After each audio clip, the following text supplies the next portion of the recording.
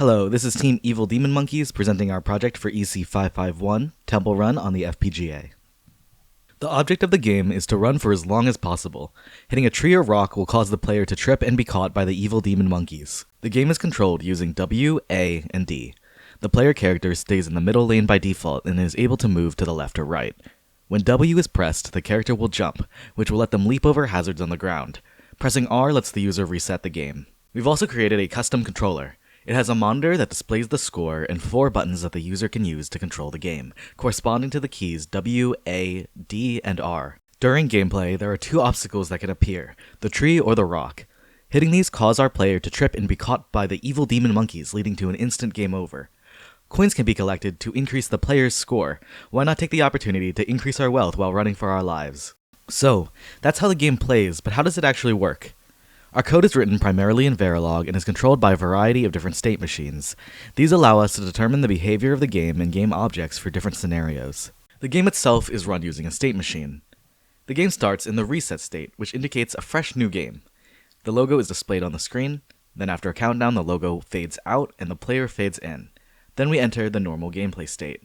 After the isDead variable is triggered, which happens when the player collides with a tree or rock, the game over state is entered. In this state, the player is despawned, no obstacles will generate, and the game over text sprite is shown. Our player character is also controlled by a state machine.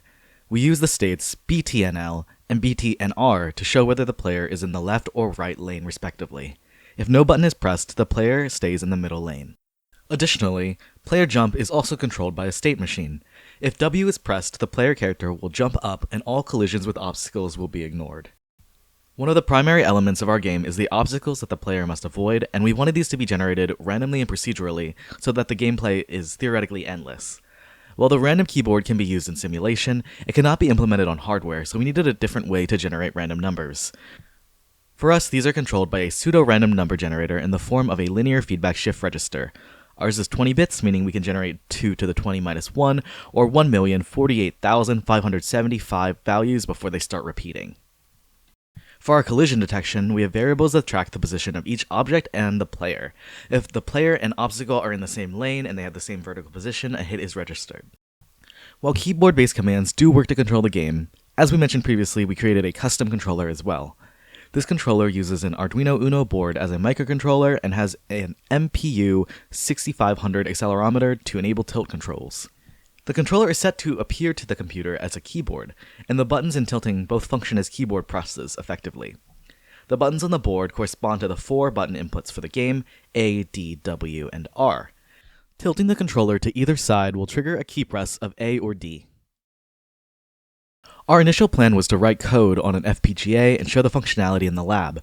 The boards have built-in accelerometers which we plan to use for the controller, and everything from the logic to the display would be handled on board. However, due to some unforeseen circumstances, we needed to pivot the project to a simulator. To actually run our Verilog code, we used Verilator. Verilator is a tool that accepts Verilog or Systems Verilog code and compiles it into multi-threaded C++ or System C. As for the display, we created a VGA simulator, which works by looking for the rising edge of the vertical sync signal to find the boundary between frames. We capture each frame by writing the currently scanned pixel on each cycle to a frame buffer, which is later rendered with SDL2, a GUI development kit. And there you have it. Thank you for taking the time to learn about our project, and we hope you enjoy EC551 Temple Run.